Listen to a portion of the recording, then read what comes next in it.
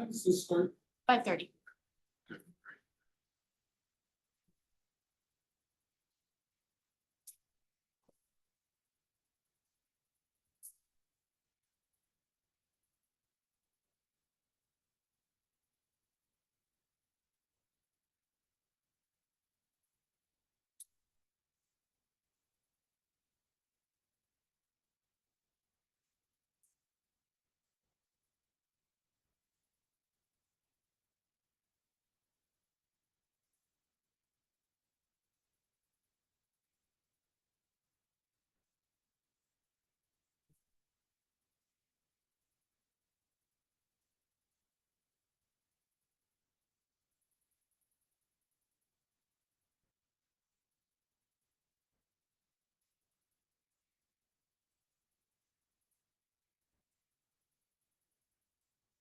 Where is everybody? Didn't start for 15 minutes. My goodness, I thought, I better run over there. It's gonna be a little bit crowded. No, it was at the last one. It was the same thing. Everyone comes right at whenever it starts. It ended up being full. Okay, well, That was with like every political science professor in the whole department Okay. though, so I don't know if this will be different. well, I'm an old tough dropout, so Gotcha. I'm here just to sort of. When I was here, this was Sweet Hall. There was no Dowling Hall. Really? Yeah, that's a long time ago. Yeah, it's so funny. So I never officially dropped out, but I started school over a decade ago. I just came back to finish my last credit this semester. So I'm getting my degree, a decade And, you later. know, I'll have it next month. I'm this close to being done. I got the. You can do it too. You No, can go back to. I got the credits along the way, Oh, you did? Okay. and I just never filed all the paperwork. It just Got was never relevant. I see. And I fell into being a woodworker. I never looked back.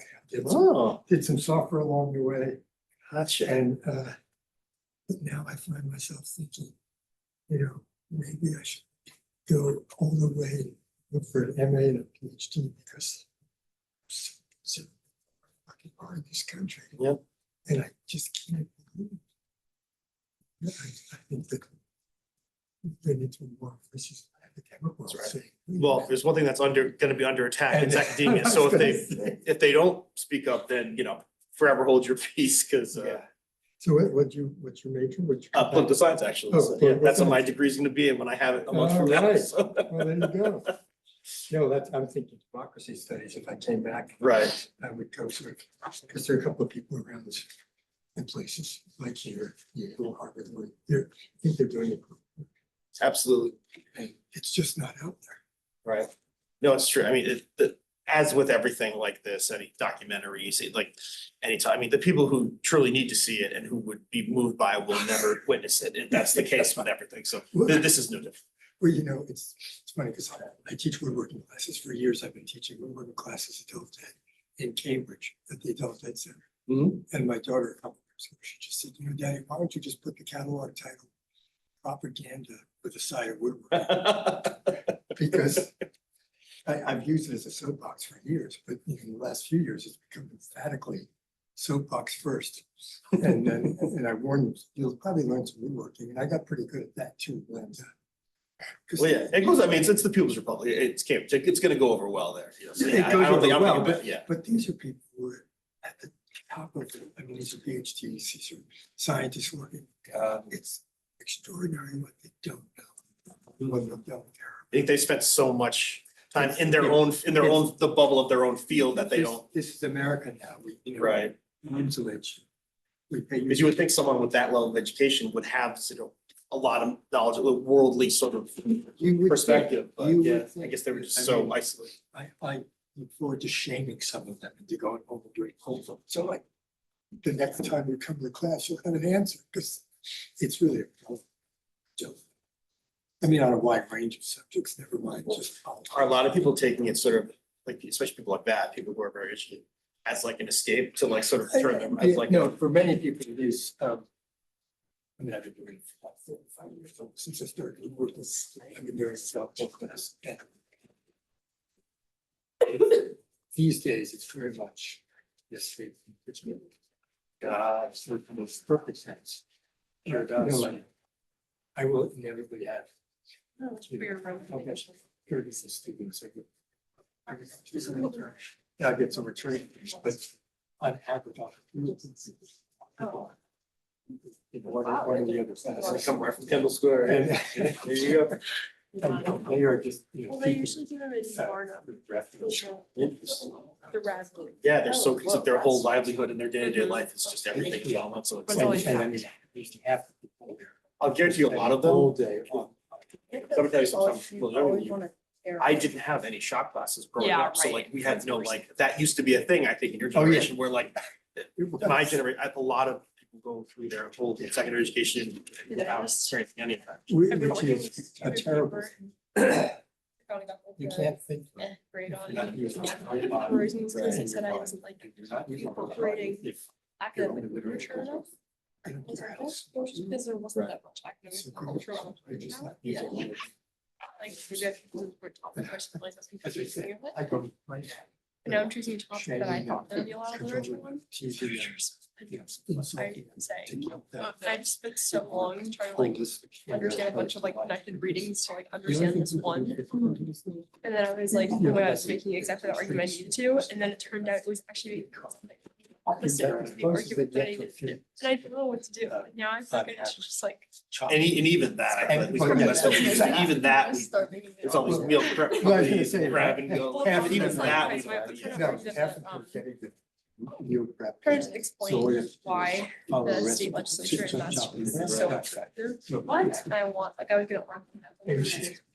It's a single party. Any They grew it as a single party It's legislature, material. that's all Democrat. Yeah. Which has caused, right, you would think it would cause, yeah, different productivity, materials. but it actually like, because I was for factions within the party and it's all the power, all the legislative power in the hands of the top leadership, to, like pretty much two people decide the entire, decide what passes, what doesn't. Engaged. And, It um, engages people. Also like it causes like constituent apathy. Wish it would. Cause like no As one opposed to a really- splinter. Yeah. As Oh, opposed to- definitely.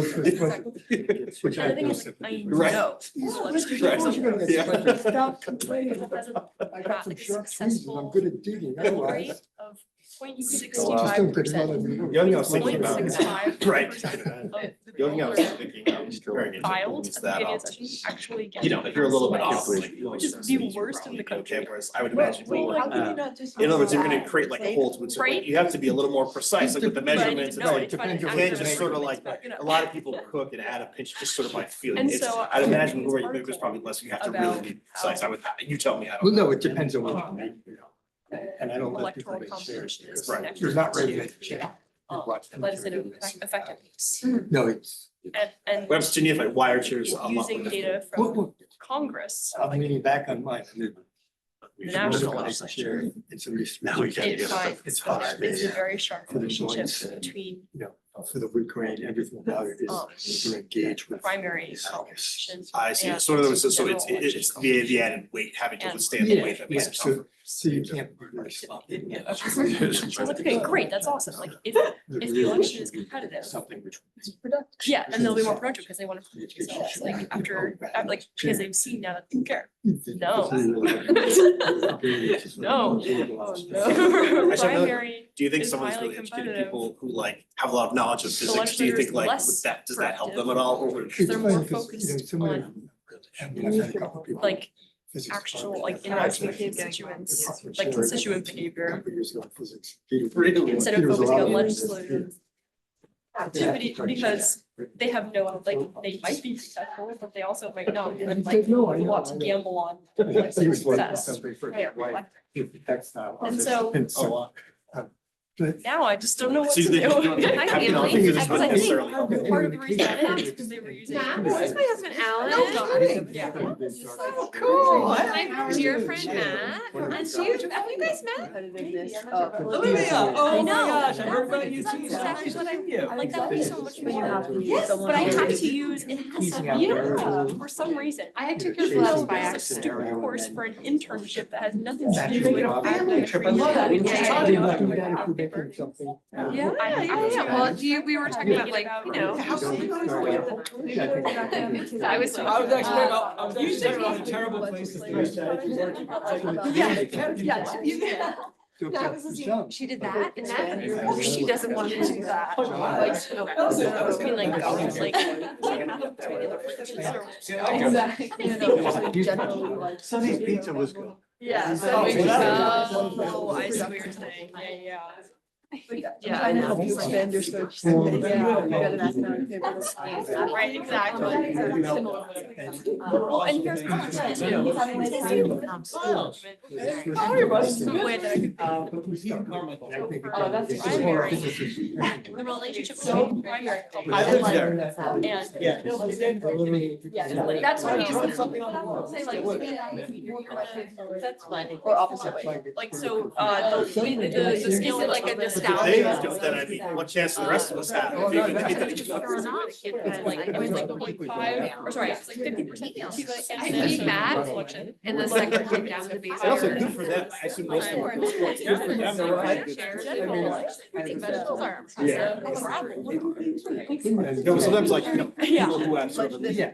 occupations This is or unacceptable. status in society could be a little like a Yeah, sense no, of, you know.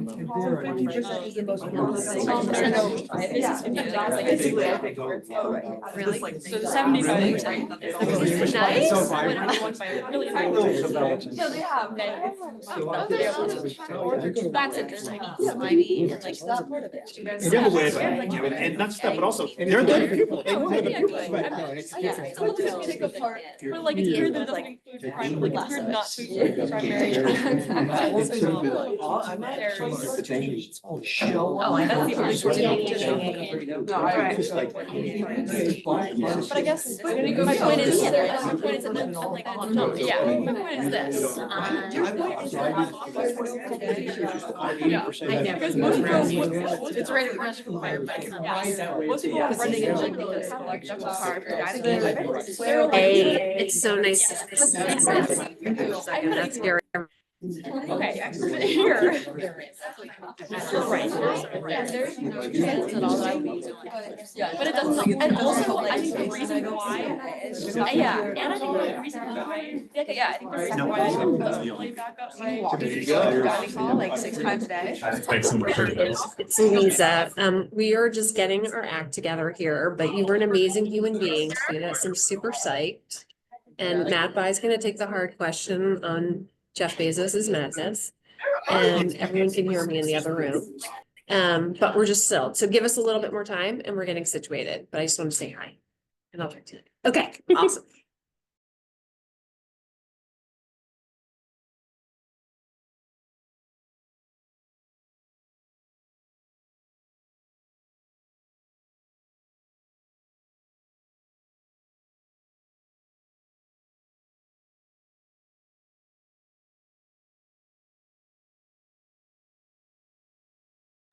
Oh, this is.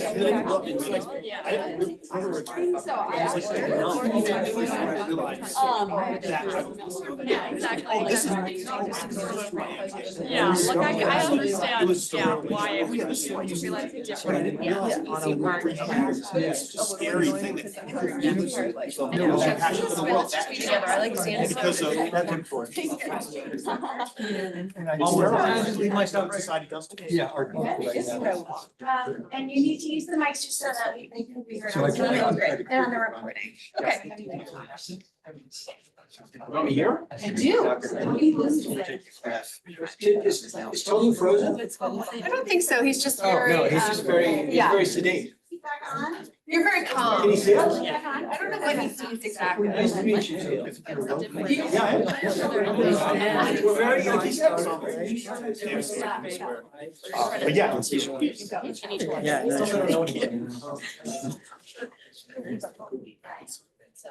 Just checking. There's lots of seats up front, everybody. Yeah. Great.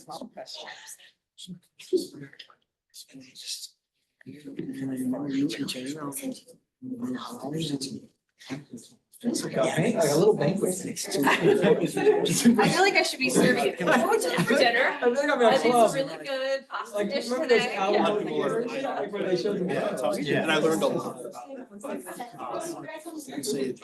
Yeah, right, whereas. Okay, hi, everybody. We're gonna get started right on time.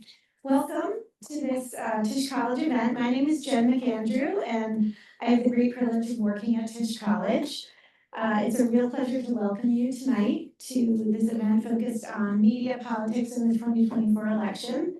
This event would not have happened without my colleagues Shanley Daly, who is here, and Jeff Burns. And I want to, yes, I'm just getting all the applause. And also want to recognize all of our partners across the university in student affairs and political science and in university communications who have all been helpful with this event. So thanks everyone. We've convened a panel just like this one with journalists and members of the media after each of the last several presidential elections.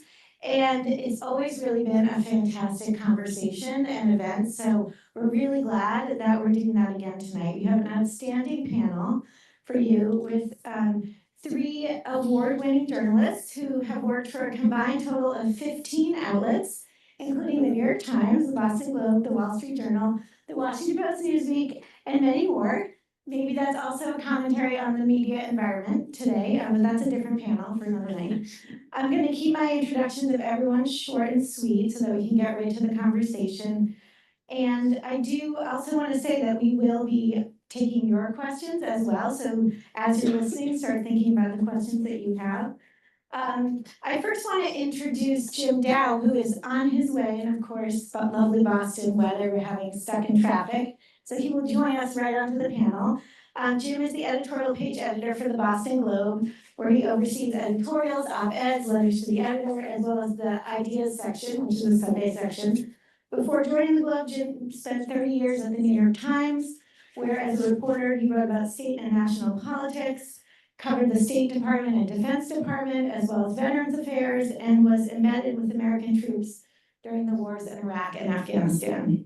So we're so happy that he will be here really shortly to join us. We're also joined tonight by Toluse Olorunnipa.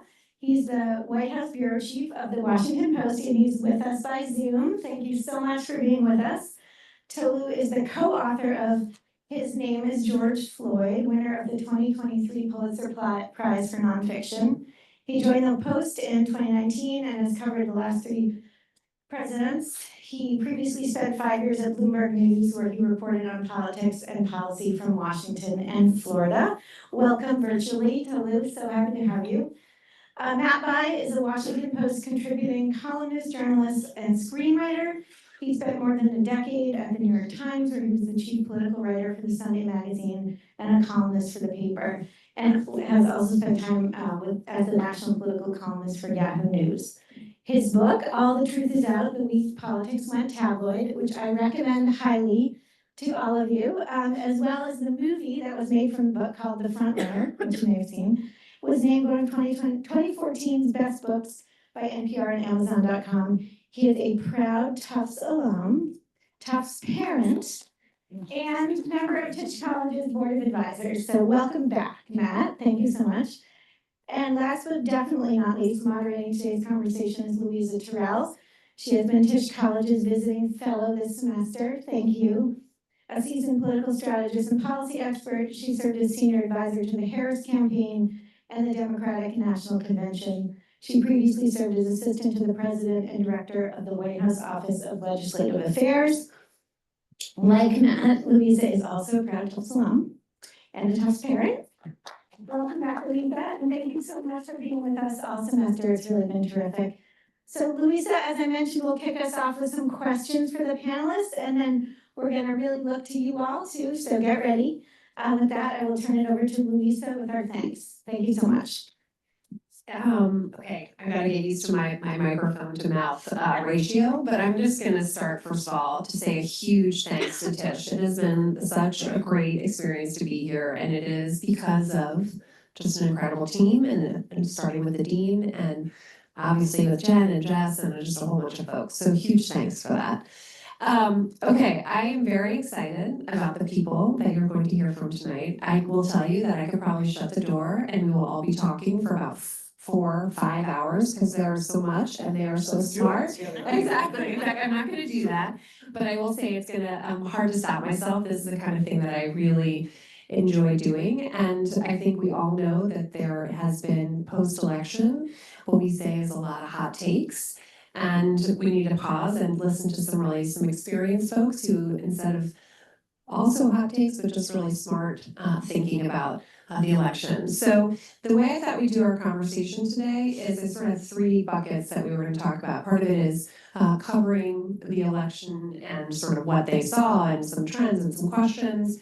And then I think in particular, we'll also look at some of the disinformation and misinformation, how we think about that in an election. And then lastly, I'm taking a deep breath, but just covering the Trump White House. What does this mean? How does it think about it from a journalist and just a very seasoned media? And then I really want to make sure that we get to you guys. So I'm going to be looking at my watch and make sure that we don't talk too long. Not keeping you in here for 5 hours, I promise.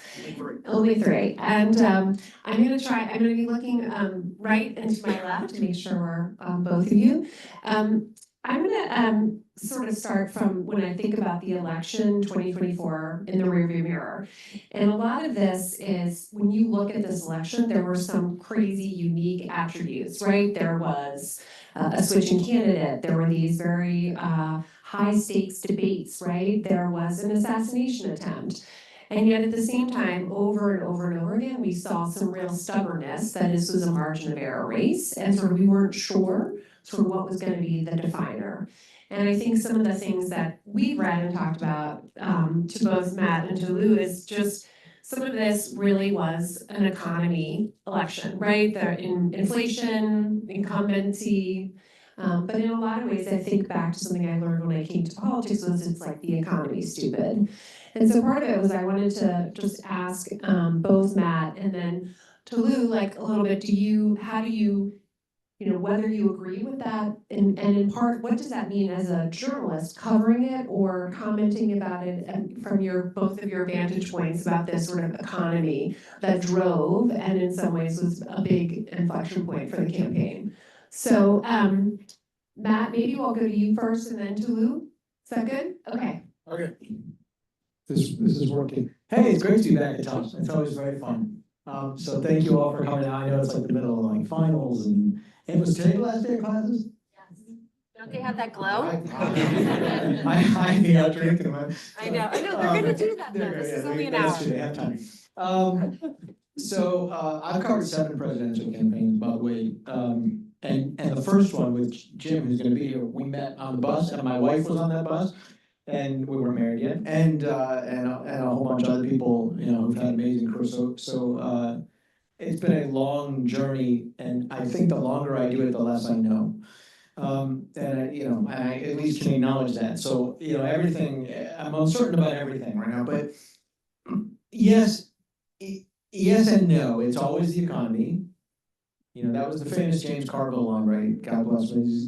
It's the economy, stupid. But it's not only the economy. It's important to remember, I think, to think about what James meant by making that the slogan of the 1992 Bill Clinton campaign before any of you were born, which is not that a campaign was actually only about the economy, but that the economy was and is and always has been a stand-in for a lot of things that people are deeply concerned about in their lives, from being able to send their kids to a college like this, to being able to have job security for a bunch of time, to afford a car, to afford a house. The economy is a very broad set of life priorities.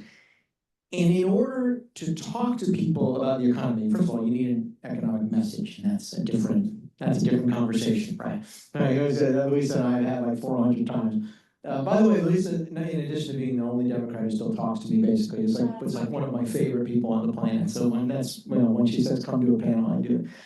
But it's also, but in order to talk to people about the economy, particularly for Democrats, it means that other things can't get in the way. It means you have to mitigate a certain level of distraction. Right? What Carville was saying is, remember, we're not talking about all this other stuff. Bill Clinton talked about crime for years, not just in the campaign. He talked about crime. He talked about personal responsibility among the poor, which was highly controversial. He talked about cultural issues, rap music, lyrics, all that. But always in the context of I've got to show you that I'm not outside the mainstream of these issues, that I'm not threatening your core values so that we can get to a conversation about the economy. Mark Warner did the same thing when he ran for governor of Virginia. I was with him when he ran for governor of Virginia in 2001. And we toured the state. And Warner's whole thing was, why am I showing up in these rural areas where no one votes for me and talking about gun rights? Because if I don't do that, nobody's going to hear anything I'm saying. I think that's something Democrats have forgotten and forgot in this election, was that yes, it's the economy. And maybe they have a message for the economy that's more compelling, maybe they don't, we can debate that. But I don't think people heard it because the last 4 years have been filled with a lot of noise that people do not identify as being central to their lives. I don't think it's true that most Americans disagree with Democrats on core cultural issues, I really don't. I think it's more the case that they want you to be thinking about the things they're thinking about. And Democrats failed that test. That's interesting. Tolu, do you share that view? And if I'm summarizing this right, as part of Matt's position, like the economy in this campaign and how we think of it is almost like a proxy, right? It stands for other pieces. And so I sort of wonder from your vantage point as you watched the election, you wrote about it, how do you think about it? Yeah, first, can everyone hear me okay? We're gonna up the volume. Just give us 1 second. Okay. You sound like You you're in a far box. away. I can also Thank you so much. testing. Okay, All right, is this better? Can you hear me? Thumbs up. hold on 1 second.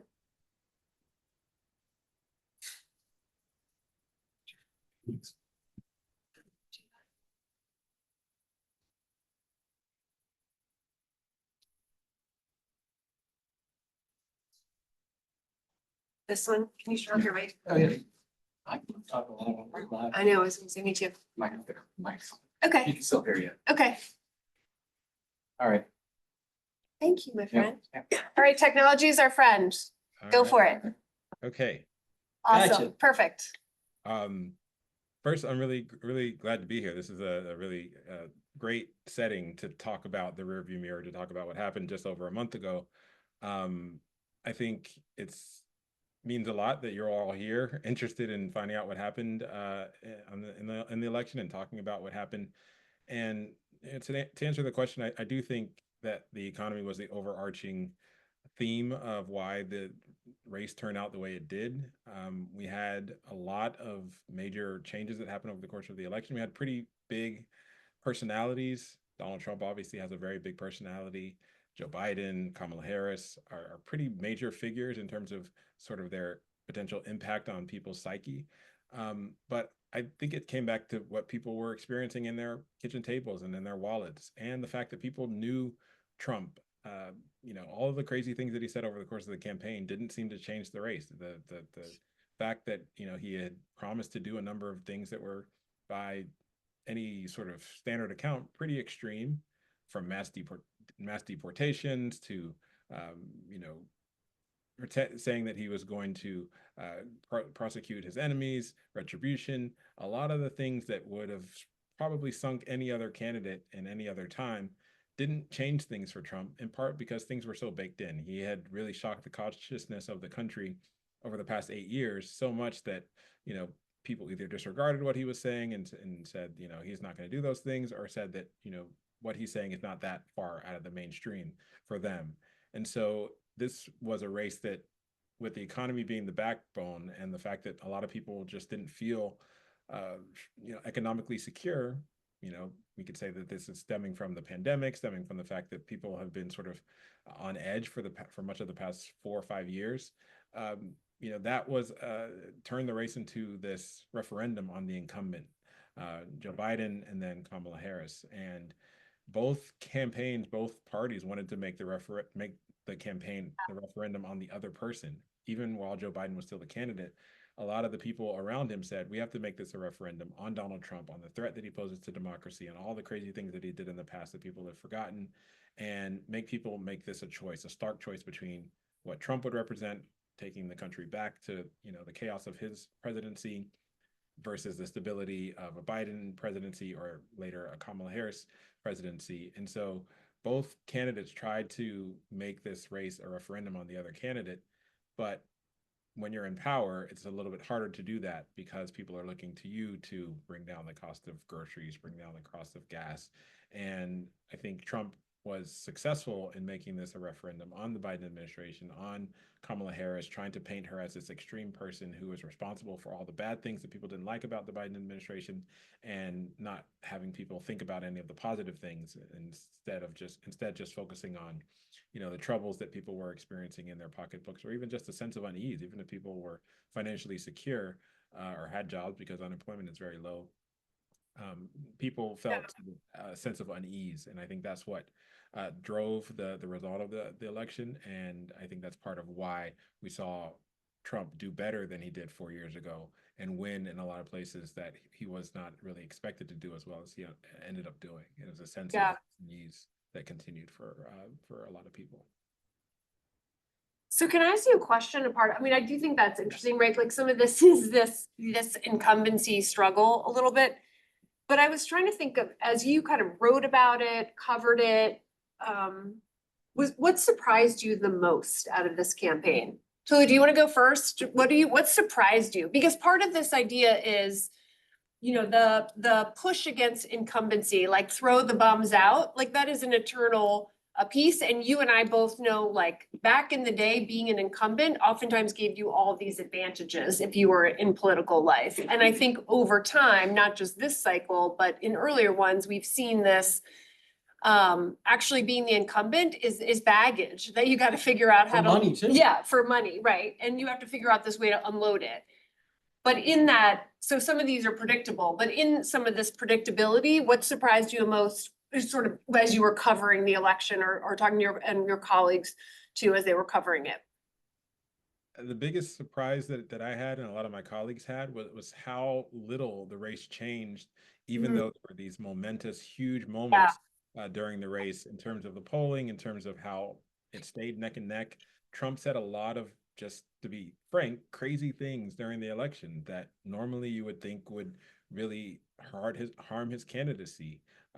And for the most part, the race just sort of stayed static. And on the other side, first Joe Biden, his poor debate performance back in June. Even after that, the polling didn't really shift that much. And then ultimately he dropped out of the race, and Kamala Harris came in, and she had, a pretty dynamic campaign. She had a very strong opening month in terms of just sort of, positive news coverage, raising a ton of money, getting a lot of enthusiasm that was not there when Joe Biden was in the race. But she wasn't really able to break away in the polling. And it seemed like it was that neck and neck race just all the way through. And with all the ups and downs, the debates, the, assassination attempts, the party conventions, normal things that lead to big bumps, even if they're temporary, we didn't this time around. Yeah. I was a little surprised how stagnant the race was all the way through the final stretch. Yeah. I mean, I sort of selfishly, like, you look at a debate performance, like the way that the vice president had the debate, like from being on the team, you were like, oh my God, showstopper, killing it, have never seen someone do so well moment to moment through a debate. And then you look and it's like, maybe it was a 1 point bump and it wasn't even durable. So what do you think, That wasn't Matt? my reaction to her debate. I thought it was good. I thought it was fine. Yeah.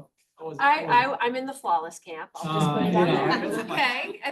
But I thought everything Trump said during the campaign was entirely sane. Exactly. Sorry. What surprised you? Actually, the thing that surprised me, and I have mixed feelings about it, is the ticket splitting. The fact that in the end, what we saw was something we didn't think existed anymore. We saw a lot of people vote for Democratic Senate candidates and vote for Donald Trump. Yeah. We saw a lot of people vote for pro-abortion rights measures or against anti-abortion rights measures and vote for Donald Trump, which, figure that out. And I say I have mixed feelings about it because, on one hand, I share probably a lot of people say, what are you thinking exactly? If you want to preserve abortion rights, why are you doing that? But then there is something like, the country's been so polarized and predictable. I would think you'd like it, actually. Right. This seems like right up your alley, It actually. is. As a writer, the country's so polarized. At times you feel like just not, hey, is anybody, hello? Anybody listening to anything I'm saying about this? Is there, and the fringes of the political establishments, well, it's not the fringes, the mainstream political establishments will say to you, if you're in my position, this is all baked. There are no persuadable voters. Stop talking about persuadable voters. The bases really don't want to talk about anybody. They don't want to acknowledge that anybody has a brain, right? Everybody's just pulling a lever. Well, it turns out that's not true. We knew that wasn't true because independent voters swing the election every 4 years anyway. But it was really interesting to see such a demonstration of, independence, of independent thought, whether or not it makes sense. Yeah, if it doesn't seem coherent Right, to a us, critical, and yeah. it's not to us, but a critical To number of them, voters yeah. made their own calculation. Yeah. I can guess at what that was. And I think that tells you, maybe it's a sign of life there, talk to people, make your case because they're listening. Yeah, You know? yeah, and clearly something that has been going in the opposite direction for quite some time. You have not seen ticket splitting in like the last, especially like in Yeah. midterms and in Yeah, I Senate think I races, yeah. kind of thought it was gone. Yeah, yeah. I mean, this is part of, you raised this point, Matt, about, swing voters, sort of there was a lot of times on the campaign where we were thinking about like, how are you getting sort of low propensity voters? How are you reaching people that are not thinking about politics all the time? And I think even the way, like, to be frank about how a campaign or a principal thinks about these sort of low propensity voters or people who are not tuned in, I think we're gonna have to think about that in a whole different way. So, but stipulating to that point, what we did a lot on the Harris campaign was thinking about how do you have breakout moments, right? You need to Matt's point, like there's so much noise. How do you have this breakout moment? And so for us in particular, right, you would look at our drive to have another debate. Why? Why would you have another debate? Decide what Matt thinks. We slayed. Why would you have another one? Proof is in the numbers.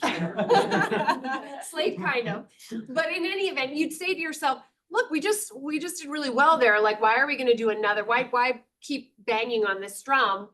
And that was part of this drive to have these breakout moments. And I think about them from the media's perspective, right? About how you all think about them or how how we covered them. And part of it was getting eyeballs of people who are reading regularly or picking up the paper or stuff like that. And, is that the nature now of these kind of campaigns, that we need these breakout moments? And do they help the press as you cover them? Like, how do we think about these kind of like punch through the noise? And maybe that's just it doesn't work, or it does work. And how does media kind of play a role in that piece of it? So Matt, why don't you start and then Toluse will come back over to you. I mean, a breakout moment is kind of like getting a boyfriend or a girlfriend, right? Like the hardest way to get it is to hunt for it, right? It's like, people in politics are always, like, gotta get that viral moment. When has that ever worked, right? It kind of sneaks up on people. Okay, but Go ahead, yes. Here's how I think about this a little differently, obviously, than a political operative. Let me just give you a test case, right, of two candidates in the 2027 Democratic primaries.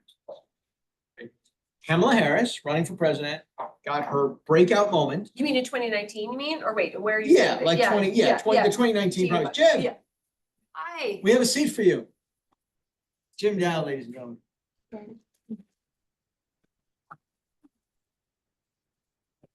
All right, well, he's doing that. So let's just look at Kamala Harris, right? Went into a debate 2019 in the primaries and looking for a breakout moment and attacked now President Biden over busing, school busing, right?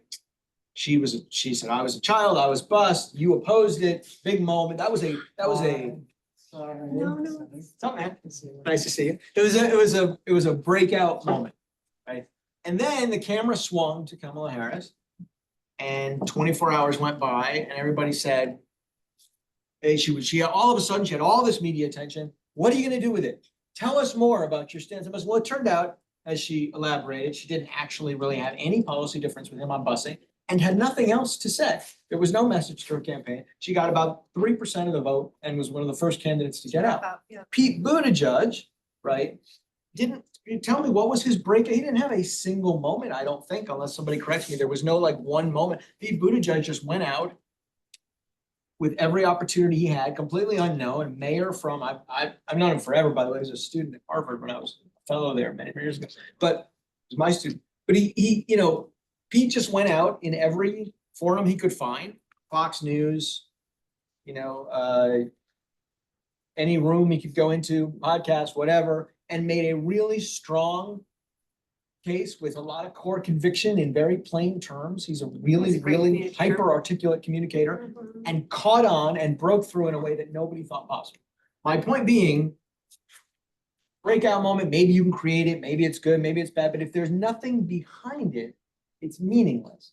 The campaigns still turn, as they always have, to a large extent on, do you have something you believe in strongly, a core message that resonates with a large part of the electorate? I'm not saying it's right or wrong, it can be demagogic, it can be dishonest. Yeah. But just to say, like, I think you can overhype sort of the idea of like this one moment. One moment can get you a lot of attention. It's what you do with the attention that determines whether you have a successful campaign or not. Yeah. Tolu, what do you think? I largely agree with that. I think one of the benefits that Trump had in this election is that not only had he previously been president, but he had been occupying America's public consciousness for the better part of 8 years, because he knows how to dominate media. He knows how to grab headlines. He knows how to generate headlines. He knows, he's comfortable enough in his own skin that he knows sort of how to feel comfortable in any sort of setting, even if he's saying things that aren't true. He speaks them with, you know, enough boldness and self-confidence that he feels comfortable going into, you know, podcast settings or media environments where he may get some hostile questions. And sometimes he sort of plays into the whole, you know, WWE sort of nature of media, where he sort of, you know, creates the reporter as the villain. And so he did do more media, especially over the course of his longer campaign. And I think he had more opportunities to have breakout moments. Sometimes that meant saying something that was, you know, out of the mainstream, to put it mildly, and that sort of led to headlines and led to him being in the public narrative. He obviously was convicted of felonies, and he had multiple things that were happening to him that made him be part of the you know, headlines, for better or for worse, and have breakout moments that included, you know, being convicted, being charged in the civil court with sexual assault, you know, having all manner of issues legally with other, you know, being raided at Mar-a-Lago, and just having a number Getting shot, that was a pretty good one. Yeah. Having the assassination attempt on his life. And so he just sort of managed to, you know, if this was a game of breakout moments, he happened to have way more of them than the Democrats did. And, you know, for better or for worse, especially in the first month of Kamala Harris's campaign, she was somewhat cautious about doing That's right. do as many interviews.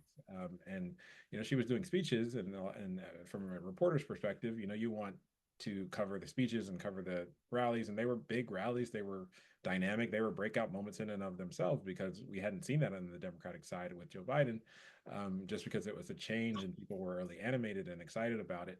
But at some point, you know, you have to turn that into something different. And so I think early on in her campaign, it was a lot of the same rallies, the same stump speech at the rallies, and not a lot of media engagement, and doing something different, answering questions, saying where she stood on certain changes in her policy positions over the past 5 years. And so that led to sort of this narrative that, you know, there wasn't that substance, there wasn't as much of that message and that comfort in delivering her core message of you know, how she was going to differentiate herself from the current administration, and how she was going to differentiate herself from her past positions. I think that led to some consternation about where she stood, and it allowed Trump to have more of those breakout moments and more of those media dominant kinds of moments that helped his campaign, for, you know, just the fact that he was in headlines and he was reaching some of those low propensity voters who, you know, weren't being reached by the Harris message. Yeah, no, I mean, it's sort of like he came up in a time where there was like, no, all press is good. It actually doesn't matter. And it's funny you said that, because one of my colleagues said to me, we were all, again, not here, like, and we were doing a little gloating after the debate. Yeah, because they killed. I thought she was a flawless performance, is what I said, and I'm gonna stand by it. But for someone on the campaign had said to me, actually, what are people talking about? cats and dogs in Ohio. Yeah. And like in some ways, he did one thing in that and then drove so much Yeah. that we were not talking about her. But I want to pick up on something Toluse talked about, which is this question of, whether Harris had talked to the press enough. And it gets me to sort of my broader point, which is at times when you hear that, it felt like very much like a Beltway, like elite conversation that you weren't kissing the ring. It's so No whiny. offense, No, it's- I love all of you guys. Talk to us. Talk to us, and it would be talking to ourselves. And if we were really talking about whether we're gonna call them low propensity voters, people who aren't really paying a lot of attention to politics, we're not really reaching them by having this talking. Well, I guess that's a question. So I'm gonna put that out to you. And Jim, I'm just like throwing you into the fire. I completely agree with that. Right? And so when we think about this election, some of it has been, it was a podcast election. And I think when we say that, we're really just saying in this really fragmented, decentralized media landscape, sort of how did we adapt to this? We sort of knew this was going to be the deal and who did it better and why. And then also what does that lead us to? How do we just talking to ourselves when we have these media conversations, and what is the difference? So it's a long question, Jim. We're so glad you're here. Take whatever part of that you want. And I think it's just a really interesting thing about how we're communicating to I each other. just warn everybody, I did not cover this election. I know, but you're I'm brilliant and I'm you've an been around, so you have Page to. editor I for already- a regional newspaper. I already so- mentioned Bill Bradley in 2000. Your political. You can't get away with that. political Matt's like benefits set the are well table, you're in. Well, I'm basically gonna, if I sound like a sort of moderately well-informed reader, that's what I am basically. So, I do think that any talk about her doing more interviews is utterly less. And I felt that way about sort of national politics for several years. So I can think we it's- use the microphone, please? Oh, I'm Oh, yeah, sorry. sure. Sure. Sorry, we had turned it off. Thank you. So I'm so glad. We Yeah, had my like voice is not very loud. Does this work? we had to turn it off because of some weird thing here, but I Does this will. work? No. All right, so, This works. Try this one. hi. No, No. they're all off. I'll just try to Just yell. project, which I'm not very good at. I think that the mainstream media, of which I am a dedicated member, has been losing out for years. I think Obama recognized that and really played, well on social media. I think Trump completely nailed it, right? And this was, Trump not only demonized the media, which played well to his base, but it also still got him a lot of coverage in the mainstream media because he was attacking it and they covered him attacking them. And then he used all these alternative sources of projecting himself in very unfiltered ways, right? I don't know if anybody here listens to Joe Rogan. I do occasionally. It's like 3 fucking hours, and it's amazing that These guys don't have 3 hours. They're he can studying. hold an audience, but he does. Yeah. And there's a whole universe of those kinds of shows out there that are reaching millions of people, more than the New York Times, right? And the question was, would those people vote, right? Would they come out to vote? And that's what everybody was wondering. And turns out they did. Yeah. They did. And I'll just add, it turns out that a lot of those, platforms are very male oriented. And that was his audience. And he spoke straight to them. He didn't get tough questions. He could ramble on, and people liked it and they listened. And so I'm probably not answering your question. No, you are. But I think, I don't know about people in your operation, but there were a lot of journalists I know felt thoroughly deflated that they felt like they had zero impact on this. I've been feeling that for 10 years. Well, right, yeah. Right. Yeah, and Right. like, so the whole debate over endorsements, Was that a thing? I missed it. I was. Maybe you already covered this. No, I'm gonna ask, Madam, can I ask you one other, before we get to endorsements, which I definitely want to talk about, but do you think this is here to stay? This idea of like just a very fragmented place where the filter is gone, right? Because some people have been saying the filtering was biased and the Republicans in some way, this isn't a judgment, they just built another playground for themselves and it's very unfiltered. So if you said to me, you gotta go run a candidate either in a midterm, a special, the next senatorial, like how much of this is like, all right, this is how it is, like figure out a strategy that really works in this environment? I don't know, I keep hoping the filter will come back. Yeah. And I liked the filter. I like the We were newspaper. good filters. I like the print newspaper because it's curated. Right. I do And too. The curation matters. Yes. And I keep hoping that people Yeah. decide, curation's a good thing. Right, it's you different know? from aggregation, by the way. It's a curation and aggregation are not the same thing, right? So much time goes into figuring out what goes on the front page of the Yeah. New York Times. That's right. But that's meaningful, because it's smart people thinking about what are the important things for people to read that day. You don't have to, you can go to page go to 87 six, yeah. right away if you want. Yeah. But it's a thoughtful process, and I keep hoping that people will want to come back to right. that, but there's just too much out there right now, and I can't see it changing. It's hard to figure out how that, I mean, we should hear from you guys, because this is part of what you're consuming and driving every day, more than those of us who still like to get our paper delivered at our door. But I do think it's just sort of an interesting, I mean, that is kind of the question, right? How do you communicate? And one thing that, another thing of hearing some of the postmortems is that you have this combination of culture and politics that are colliding in this, and I'm just gonna call it sort of media landscape, or in this sort of decentralized way. And so sort of no filter, there's no editorial anything, and then it also is this mashup of culture and politics in a way that's happening mostly in a digital world for people. And how does that influence who wins and who loses in a presidential? And I think it's a little bit TBD, but you should say, what do you think about that, Matt? Well, I think it's important to know Trump doesn't ignore the mainstream media. He's actually as accessible as any presidential candidate we've had. He's incredibly accessible. He makes I mean, no it was on Meet the sense. Press, right? Despite the fact that they beat the shit out of him over and over. So Maggie Haberman. So, there is something, there is something That's about. very true, right? Yeah, So there is something to that. I mean, he's not discerning, he's not choosing between Joe Rogan and the mainstream. He'll talk to anybody who'll listen, and whether you whether you prove him a liar or not, there is something to that. I mean, look, we're not losing our ability as a filter because podcasts are bigger audiences, or because of misinformation from the Russians, or because nobody wants to see news anymore. We're losing our influence as a filter because people don't trust us.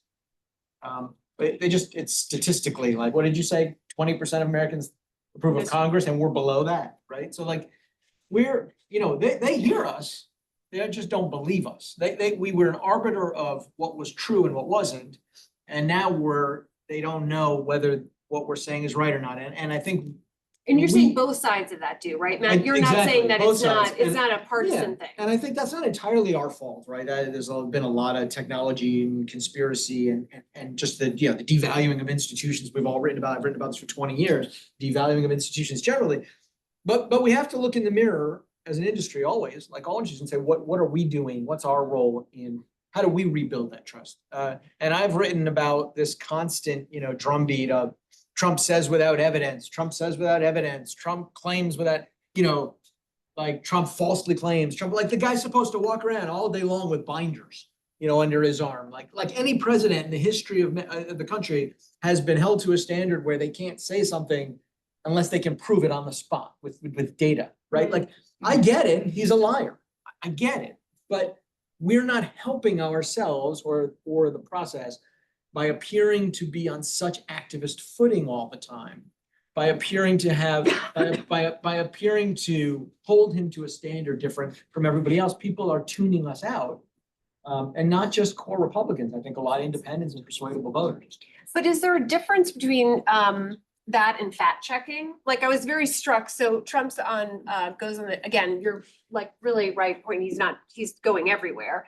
He's on Meet the Press this weekend and I'm watching him do this and I'm forgetting the woman's name who was the reporter who's interviewing him. And so she's trying to kind of get him to answer these questions and go back and forth, but then she's also trying to fact check him a little bit along the way, and whether it's about birthright citizenship, there was a couple of things that seemed so sort of far out, and she was trying to fact check him. Yes, exactly, exactly. And so I was thinking about this when I was teeing up for all of us to talk about, what is it gonna be like when we have to cover we've already been doing it, but I think this idea of covering a Trump White House, like this balance between this fact checking and what your jobs are, and how do you make these choices about fact checking and writing, and where do you, like, Tolu, how do you think about that as you think about like a covering again in very less than in weeks' time, my friend? How do you think about that balance? Because I take your point, Matt, but then I do think if there's no sort of fact checking in this, like, then your point, doesn't that go to less trust in the institution? The fact checking to me is different. I mean, I'll let Tony. Yeah. I think Fair, fact checking is a different thing than the constant sort of dismissiveness, I think. True, yeah. So Tolu, maybe we'll go to you for a second, just like your thoughts on that for a sec. Yeah, and traditionally, fact checking was this completely separate operation. And Pinocchio's, remember? Yeah, Pinocchio's, PolitiFact came up. They would fact check President Obama and sort of call him out when he said things that were not right, and there'd be a whole apparatus within the White House to try to, make sure that all the statements that he made could be backed up with facts and whatnot. But when Trump came along, especially after 2016, when a lot of news organizations felt that he was given this platform to just spew falsehoods unfiltered during his 2016 campaign, because a lot of his rallies were ran live. The image of the podium, sort of, Trump coming up soon was this huge thing and a huge rating pull for a lot of television networks. And so after he won, to the surprise of a lot of people in the media, there was sort of this swing towards, we have to make sure we put on a filter because he's going to continue saying things that are not true. We're going to need to cover him, but we're going to need to sort of merge the fact-checking operation with the reporting operation of just daily coverage, because a lot of the things that he says on a daily basis need to be called out for being false. And I do think that has led to some sort of destabilization among the public, who has never been used to that kind of reporting, where every time you quote a president, you have to say without evidence, or this is in contradiction to the facts. It's sort of destabilizing to see that, and for a lot of people, it comes across as activism, and it comes across as us never giving Trump a break and never giving him a fair shot, never letting him get his thoughts out without having to call him out. And to be honest, there were some reporters that did a little bit too much of that. There were some reporters that played into that sort of wrestling kind of atmosphere, where Trump would bait them into these contentious moments and make them look like the enemy, make them look like activists during press conferences and whatnot. And sometimes that harmed the entire industry. It made us look as if all we wanted to do was get Trump. And in some cases, there were reporters that was their mission. There were reporters that ended up making a lot of money because there's a market for that as well. Just as like there's a market for the things that Trump is saying, factual or not, there's a market for them. That's why he was able to win the presidency. And so we are in this fragmented, situation where, there are incentives for a lot of the things that aren't conducive to, fact-based, unbiased, straightforward, down the middle presentation of information. Instead, what is getting the clicks, what's getting the money, what's getting the votes is sort of the more extreme things that cater to a certain segment of society. And that has filtered into journalism as well, where people want to read things that support what they already believe, and they may want a more conservative outlet to present the news, or they may want a more liberal outlet to present the news and hit Trump on things in a more activist way. And it does make people like the Washington Post, who try to be a little bit more unbiased or, down the middle, it makes it harder for us to find a lane, makes it harder for us to, speak to the reader. And then sometimes it influences us in our coverage, and it makes us lean in one direction or the other as we try to chase those clicks and chase that, that kind of readership and whatnot. And so it is something that we're going to have to work on and have to figure out, especially in the second Trump administration. But it is a really tough situation. You don't want to be in a situation where you just are a stenographer and say Trump said this, and Yeah. true. But you also don't want to come across as this adversarial, completely left-leaning person who just Scolding all the time. Yeah.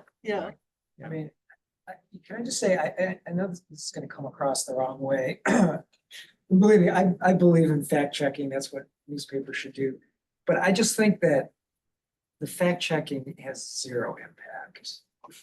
And I know that sounds terrible, but and again, I'm not saying we shouldn't do it, we should do it. But like Trump is just operating at a different, he's not trying to communicate with New York Times readers. No, that's, yeah. And He's so not like, judged, and his supporters and voters are not looking at one of those fact checks. And if they do, they're not lying, right? We are operating in completely different media universes, right? And so I do think, I don't know how to operationalize this idea, because like, yes, he's gonna tell lies, but I was like reading a fact check of his Meet the Press. The way she was doing it, and Well, no, it wasn't her so much as is like afterwards. what newspapers are doing. And it's like, Nothing I'm here was true. I mean, Trump, everything he says is hyperbolic. He's not even attempting to speak facts. The world has never seen this before. I had the greatest this, I had the greatest that. Of course it's not true. His supporters know it's not true.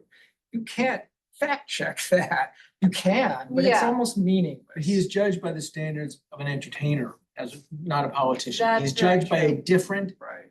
the voters, to some extent, the media have traditionally judged him by a different standard than a politician. He's an entertainer, and what entertainers say can be true or not true, can be hyperbolic or not. Entertainers are just here to elicit emotion, to evoke. Yeah. Right? Politicians are supposed to be true to the letter of the law, right? He's just he comes to it from a different path and is just judged in a different way. It's maddening because he's in that arena, but we've never been able to really make a dent in that perception. But I think that's just such a great description of it. Matt, but it does get back to this question, how where's the accountability then? I understand there's sort of two pieces, right? One piece is you're saying, when we're covering him and he is saying, again, this litany of things from Sunday morning, whatever fact checking is happening, no one's listening to it. It doesn't make a dent in anything. So then is there kind of this idea, you just kind of like throw up your hands and be like, all right, we're gonna let the entertainer entertain for 4 years, and the media's response, and I know you're not saying that, I'm being hyperbolic. Is, what do you do in that environment? Is like, I actually think I thought the Meet the Press interview was actually kind of interesting. Yeah. Because I think he was tonally different. He was it was a very disciplined, it seemed like, it seemed as presidential in like some ways that he was doing it. I thought his tonality was very different. I agree with that. He was doing his version of presidential. Yeah. And maybe that's not very presidential, but it's interesting. Yeah. And He's playing a president. Yeah, that but was it exactly. indicates that he's aspiring to send a slightly different message to somebody, right? And I guess part of me, I'm not a reporter. I like working the world of opinion and ideas, so I can just throw out stupid arguments, right? But I think that the typical newspaper interview with Donald Trump is a pointless effort. Like don't even try. 100% agree. You're better off letting him just talk and just have a conversation. 100% agree. I've never even requested one. I just make it a policy not to talk to people who are gonna lie to me.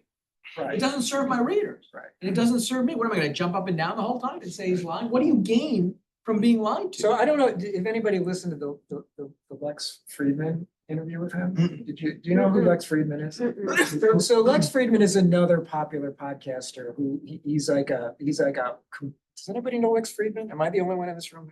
Like, what's his beat, or like what's his jam, he's basically? he's like a coder, he's like a tech guy, Uh-huh. but he started a podcast that's become incredibly popular. Trump went on it like 2 months ago. And you know, Lex Oh, yeah. Friedman, it like throws him mostly softball questions, and they're talking about policy. And during that talk, he says, correct me if I'm wrong, if anybody heard this, he basically says, when I lost the 2020 election, and he was just, because it was just a conversation. Yeah. He wasn't being challenged. He wasn't getting his back up. He was having a friendly talk with his guy. And he basically, that's the only thing anybody caught the next day is like, there were stories, Trump admits he lost the 2020 election. And then, of course, they had to skim back and say, no, whatever. But like, that was a revealing conversation. Yeah. Unlike, you know, like a typical newspaper conversation. Yeah. So this is not sort of advice to mainstream journalists, because we're probably not going to do that sort of thing. But I think that we have to think a little bit differently about how we. I think like about it. agree, right? And I don't think we have like the recipe yet for that, or like, and what it's gonna look like next year, but I'm gonna agree, right? That if we do the same things, it's not. Okay, Totally. on this note of that we have to do new things, it is past 6:15. You all have to start studying at 6:30. So let's pause here. And if folks have questions, comments, and if you don't, I have lots of them, so don't feel any pressure. Go ahead. Hi, thank you so much. My name is Nayan. I'm a student at the Fletcher School. I'm also a journalist. Worked at CNN in India, and I was in China for a while. You know, what I've heard today is kind of, I think you've already answered it, but again, I would want to know if there's some light at the end of the tunnel in terms of covering Trump 2.0. He's going to lie. Even if you don't interview him, he'll still lie. There will be misinformation. But do you think, at least the mainstream media right now has any idea? I mean, they have experience of the last term, but do you think they have a memo ready for how to cover Trump 2.0 and do something differently or learn from it? And maybe, should be in a positive way, but what I hear right now is, yes, we are debating these issues, Yeah. but we don't have a clear idea of how we're going to do it. What's the roadmap for this? Apart from pushing back on things which are I downright know. false. I was gonna go to did you hear that question? I We did. want to know your roadmap. What are your instructions? How are you doing this? Like, what's the memo? Share it with us. Yeah, I wish I knew. To be honest, I think it's a work in progress, and old habits die really hard, especially in the media business. And we have gone through this process before, but I think it's going to be really difficult for people to change their entire approach. A lot of the media standards have been standards for a while, and for a reason, because they have worked, because they are built up over generations to figure out sort of how you write a story and make sure you get the most important information out and the most accurate information out to readers and viewers and listeners. And Trump is a different beast. He's just a different kind of person, and trying to change on a dime is going to be very difficult, but it is necessary. And I don't think that media organizations writ large are in a position yet to turn on a dime or to really make some major changes, because any change that you make, you have to remember, could really upend the way that the way that you approach facts, the way that you approach accuracy, the way you approach bias. And any change could make you sort of further destabilize your base of readers and people that listen and watch you, because they're going to say, this is different. This is not what I'm used to from a journalist. And it's not necessarily a sure thing that any different strategy would work. So I think that every organization right now is trying to think up how to go through this next 4 years in a way that would be not only the right move from a business perspective, but journalistically the right move that would help them connect with readers that they've lost and viewers and listeners that they've lost, and also cover this for history. You have to remember that journalism is the first draft of history. So while we're also trying to make sure that we're relevant and that people are thinking about what we're reading and thinking about what we're saying and writing, we also have to make sure that we're, putting forward an accurate account of history and making sure we're documenting what's happening. Yeah. I don't know if we're ready for it, but I think that it's a constant work in progress. I have faith. We have faith. Go ahead. Hi, I'm Antonia. I'm also a student at the Fletcher School. Thank you so much for the very stimulating panel. So I have two questions. The first built a little bit on what you mentioned earlier about entertainment. I wanted to ask to what extent you think the media also plays a role in amplifying the theatrics of politics. And then I also wanted to ask what you think, or how you think the media landscape might change given the newfound sort of influence of certain individuals such as Musk with a lot of power over this more decentralized media ecosystem. Yeah, great questions. Since you are a proponent of the entertainer idea. I got a book for you. Yeah, exactly. So why don't you go first a little bit about that piece in terms of how, I don't know, media responsibility around the entertainer. Yeah, no, I'm being facetious when I say I got a book for you, but I really do have a book for you. Because I've written at great length about how the entertainment culture sort of swallowed up political coverage. And there's a direct line between decisions we made as an industry to treat our politicians more like celebrities and the election of a celebrity as a president. And the way that he's covered. I think I would answer that question. I'd sort of piggyback off what Toluse was saying and what you were asking about. It's a really good question. What do we do differently? Look, we have to own our own role in having created a process that's very entertainment driven and that rewards a certain shamelessness as opposed to a kind of integrity that's not as entertaining. But I think the starting point for me with, okay, so how do you begin to cover Trump and not so much as an entertainer is, and look, I think Toluse does a great job of this, and the Post does a great job of this, and I think, this is by no means reinventing the wheel. I think journalists are trying, but if I were running a newsroom right now, God, what a terrible idea that would be. I think I would say we're gonna focus on the policy lawmaking concrete effects of all of that and not the performative. So when Trump has a policy, let's cover the hell out of it. Let's make him explain it. Let's find out what's happening when it hits the road out in the country. But if he's gonna hold a 2-hour rally somewhere so he can attack his opponents and lie say whatever he wants unfiltered for a couple hours, we don't have to cover that just because he's president. We don't cover everything a president does. Right. So just as a basic starting point, let's differentiate between the performative and the governing, because we have inadvertently over a very long period now created the impression that they're the same thing, and they're not. So that's where I begin that. Yeah, that's great. Jim, you want to tackle a little sort of the Musk piece and these like super egos a little bit around, and who obviously have this tech piece of this, and how will there be a Musk takeover? My own personal view is there's going to be a breakup. I think they're going to fight and they're going to break up. I don't know when, I don't know how. I'm just saying, I think they're going to break up. But before they do. I agree with that. I think there will be a breakup. I think there's so many tentacles to Elon Musk. I think X is the least of it personally. The man is the most important, salesperson on space and on satellite technology, and electric cars, batteries. It's just unbelievable.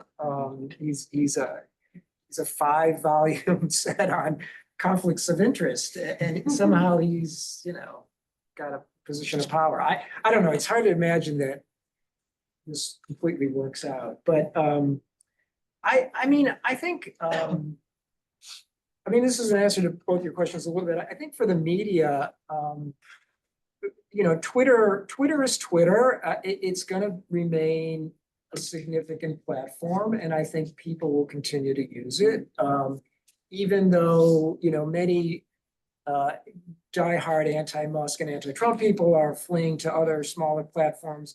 Those platforms are minuscule relative to Twitter. And so even progressives who hate Trump understand that Twitter is still a useful vehicle. And I think they're going to stay there to some degree until whatever. I think that it will remain it would be interesting to see if Elon Musk tries to stifle the left now, the way he claims that liberals tried to stifle He already does on conservatives. X. Yeah, I mean, I guess so, yeah. Yeah. But, we'll see how far that goes, Yeah. and if people scream enough, maybe it changes, I don't know. But I have a funny, bizarre story about how, when the Washington Post decided not to do its endorsement, a person on my staff who has a big Twitter following tweeted that, oh, the Boston Globe did endorse Kamala Harris. And thousands of people picked up on that and responded. And so like the odd is, Twitter still has impact, so people will stay on it. Just to your question, I just wanted to add one thing, which is, I think Matt was getting at this idea, which is, really coverage of Trump shouldn't be, sorry, Tolu, but like out of the White House. It should not be the White House press corps. It should be beat reporters. It should be investigative reporters. Everything, Trump now has to, he's got to deliver something, right? He says he's going to lower prices. Well, that is measurable. He can't lie about that. There's a big platform. Yeah. There's a big agenda. Yeah, I mean, it's like either those prices go down or they go up or they, whatever. You can measure that. You don't need Donald Trump. It doesn't matter that he lies about it. People will Right. know. Yeah. And that's going to be true with, a lot of things where there's measurable metrics for, and that's going to be the key to covering Trump.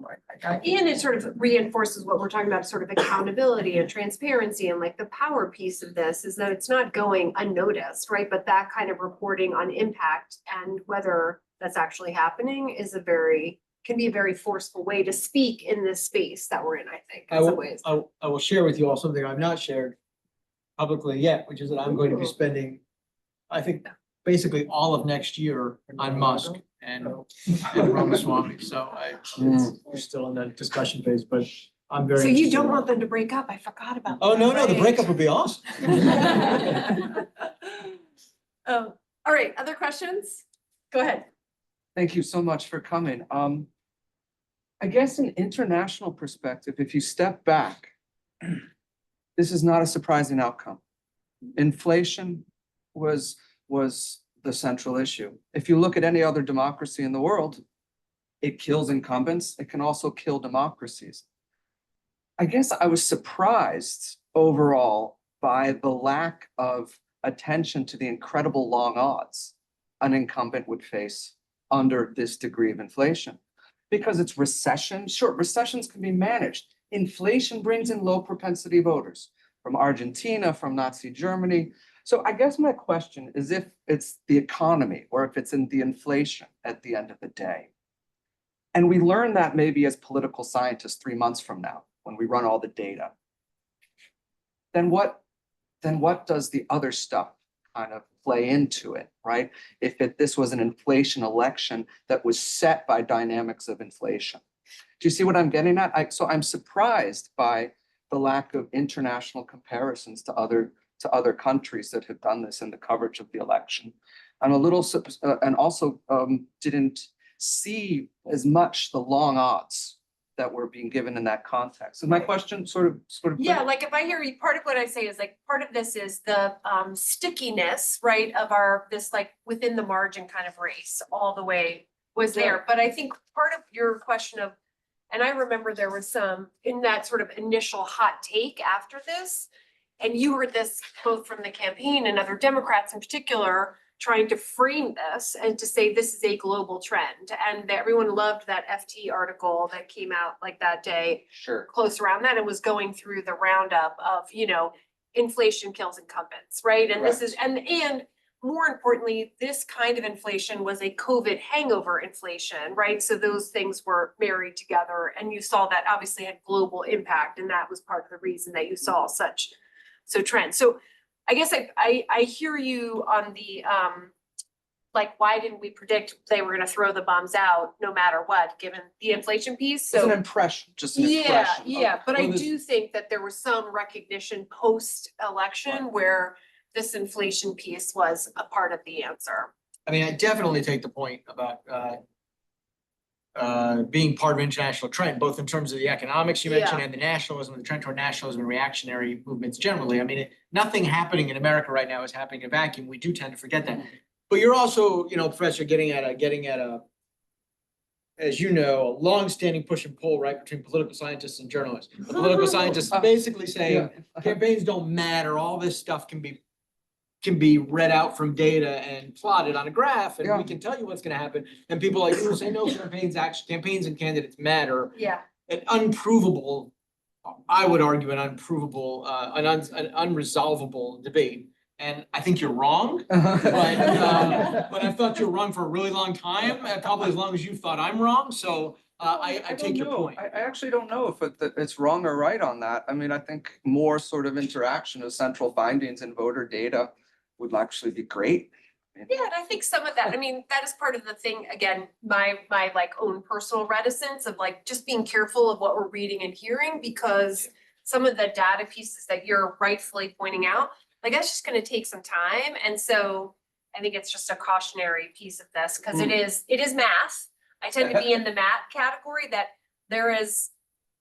for me, when I've been in politics for 2 decades, right, there's a gut thing, there is an emotional, I know who can connect as a retail politician that sometimes is not explainable by the numbers, but that's a very unscientific, unmath answer to your question. I appreciate I the mean, I answer. actually agree with both of you in a way. Jim, stop. Well done. You're such a No, but politician. I always, I said this to Matt years ago, but I always pick elections wrong. And I always say, That's a perfect whatever I panelist say, to it'll be the have. opposite. But I was right about this one, and I always felt that Trump was gonna win. I was a little bit surprised that Democrats were shocked that he did. And I think, I thought the basics were against her completely. And I thought she could have run a perfect campaign. I thought she ran a very good campaign, actually. I personally did. And still lost. And she still Technically lost. very strong. Yeah, and I think that Biden set in motion all kinds of dynamics that she could not overcome. But I also believe candidates do that. Yeah. I mean, candidates do that. I mean, I think this is, we don't know how well she would have done if she had been the candidate starting 2 years ago, right? It's just impossible. Or to if she know. were a governor, someone outside of Washington, somebody candidate of change. Yeah, but you never know how good a candidate, and you know. Yeah, this, you have to- never yeah. know until they're They're on tested. the- Like they look great on paper and then they fall apart. Yeah, DeSantis. exactly, he's like the perfect one for that, right? Yeah. Go ahead, you had a question. Good. First, thank you so much for coming. I had 2 kind of questions that I think were kind of related to one another. This year, especially, we saw a support in digital strategy, especially for the Kamala Harris campaign, that was more so targeted towards the Gen Z audience. First off, like in a more journalist perspective, what do you think went right with that strategy decision, and I think also went wrong? And then secondly, we also saw more of a focus on celebrity endorsements and more celebrity support when it came to, I guess, endorsing a certain candidate. But in that same vein, there was less of that focus on that local endorsements and those local grassroots organizations that normally and historically have a lot more power than the more recent get out the vote campaigns that start August or October of that election year. So firstly, what do you think about that strategy and that Kamala Harris campaign that she utilized more on TikTok and social media? And additionally, what do you think were some of the struggles or dangers with that celebrity endorsements, and kind of how can the Democratic Party really Really pivot? do that, yeah. So Matt, do you want to answer? I have like views on the celebrity endorsements, because like if you get Taylor Swift, like game freaking over, right? But that was not the case, so I have thoughts on that. So, but Matt, you wanted to talk a little bit about the sort of the digital strategy, whether it's both you're talking about like ad buys and organic content, It's Or funny organic, because yeah. Louisa and I were talking about this before. We were talking about, there's less It used to be, right, remember we go to Harvard, they still do this, I mean, people would the strategists would Yeah. get together after a We campaign. just did it. On a last panel, Yeah, yeah, yeah. that's what we were talking They about, come yeah. and they go, here's what we decided at this point, this was a big decision point.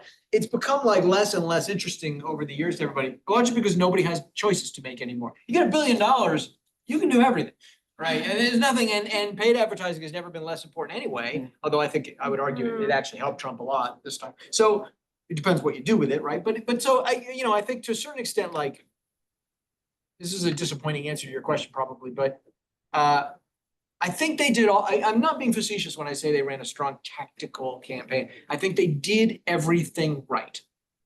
Strategy and tactics, as we know, in war and politics are different things. Strategy is like, what do I want to say? What do I have deep conviction about? What defines me? What kind of president will I be? Tactics is how many media what kind of media do I target? They did everything. She was, flawless in most of her interviews. She made no big gaffes. Right. She went to the right places. They talked to the right voters. What did she say? Could anybody summarize it as anything other than, you can't vote for that guy. I've got to be better than him, right? The old Saturday Night Live line, I can't believe I'm losing to this guy, And, what would I have done differently? Like, I mean, I don't want to say there was no courage. That's not true. But conviction, like immigration was killing her, right? She is an immigrant. She is the embodiment of the American immigration story at its best. And I wrote this, I thought, go out there. Obama gave this great speech on race in 2008 that made a huge difference in his campaign. I'm sure there is economic data to say, but I do think about it. I agree, I right? remember it. Like, go out there, give a speech that everybody covers, say, this is my story. This is why I believe in American immigration. These are my parents. And by the way, they're miscasting I'm not gonna go open the border for everybody. I don't think everybody should be able to get in. But I want to tell you why I don't think cruelty is the answer. And I think America is built on immigration. I think she would have gotten a huge pause out of that. But you have to know why you're running and what it is you want to say. Otherwise, the tactical competence is Doesn't competence. mitigate that. Yeah. think I that's mean, my thought. Right, I have feelings about some of those things, but I'm gonna table them. And I guess, Toluse, do you agree with Matt when you look at, what I think is part of the ad piece of this, and part of it is just like from doing some stuff on the campaign.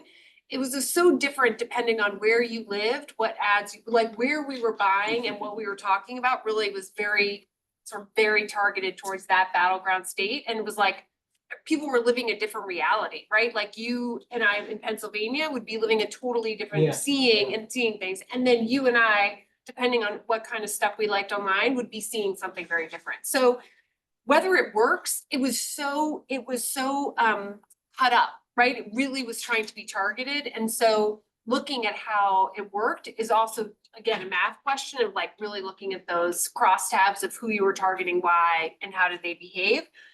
But I will say, Toluse, do you just generally, how do you think some of either the digital piece, organic and paid in the campaign kind of showed up?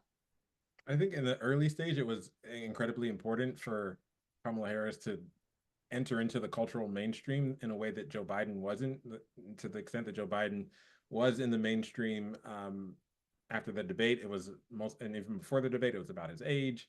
And, those things have impacts on the margins of elections. But after the debate, I think the Democratic Party was so demoralized that they needed sort of this jolt of cultural relevance. And Kamala Harris and the memes and the coconut memes and whatnot helped to infuse some of that into the mainstream. But that's not enough. You can sort of kickstart things and start a flame. And maybe, the follow through wasn't there, or maybe, people were looking for more after that. But it was helpful. It did help her raise a lot of money. It did help her sort of re-energize parts of the base of the party and in the very first weeks of her campaign and get people excited once again, and helped her fill arenas, that helped her become sort of this cultural icon for a lot of younger voters. Now, Trump was also being active in the TikTok and social media space. He was not ceding that ground at all. And he was actually, being a part of the cultural, movement as well, and making himself more acceptable for younger voters, for male voters, for people who were, disaffected in one way or the other. And so he was playing in that space as well. He was having those breakout moments that we were talking about, and that helped him. And so Kamala Harris got a little bit of a bump from, being able to be active in social media and having some of that organic support. But, Trump was already miles ahead of where Joe Biden and his campaign were at the time. And so it was more of a draw on that than the Harris campaign sort of running away with it. And so I don't think it ended up having a big impact one way or the other on the final outcome. Yeah. All right, you I've all. seeded the TikTok space button. I've like fully, you guys go nuts on I've TikTok. entirely seeded. Yeah. All right, it's past time. So should we just do one more question? Does that sound good? Voila. Well, these are more comments. The first comment is about the celebrity culture of the mainstream press, which completely. I think instead of fact checking, a whole lot more emphasis should have been done on all of the other players in the political sphere that we have, Lindsey Graham and everyone else, who were willing to cede to everything that Trump said. And coverage could have been, go after these people instead of wasting your time following Donald Trump around. Go down to the level of the state legislators who are saying things and cover them, put that out there in the local news, because people had no context for all of the lies that Donald Trump said. But most of the politicians who are willing to cede that ground to him every day had a lot more context. And if if the press had gone after them, I think some things could have shown up without that dichotomy of, oh, they're just after Trump. Well, you know what they said, so somebody's reporting it, right?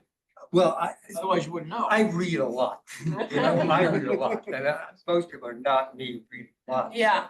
I'm also 67 and I grew up with the old fashioned newspaper. So, Right. critical thinking skills.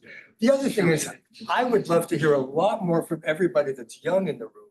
Because I think the older generation, and I'm gonna throw most of you kind of into it there a little bit. Let's give, like Toluse says, Well, he's okay. like, I mean, he's He may like, already- he's like, let's give him some credit We'll give here. him some credit. The three of us, we can definitely put But us in a nursing home. I think that we need to listen to a lot more of the younger generation, because we have not grown up in the context of the social media, the digital age, information, misinformation. So how to deal with it is a question we're not really up to answering. We have insights, Yeah, but I think we need to seed space to of course. all of these younger people here and say, what do you think that you're gonna do about this? Because we screwed you over. Some of us actively, some of us The not. phones that you guys got is like Yeah. 9-year-olds. Yeah, Like, throw that them was- away. Yeah. By the Anxious Should be Generation grateful. by Jonathan Haidt, and read that. Yeah, It's a serious problem that you all have to deal with.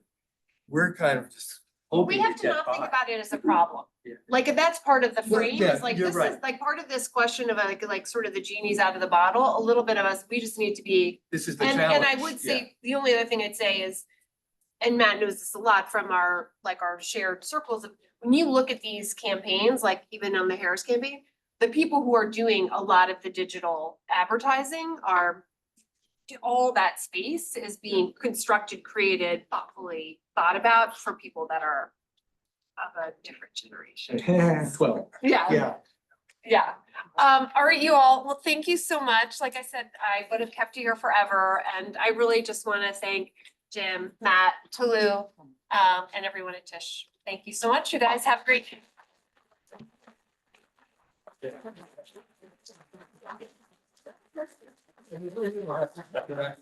I hope. Thank you so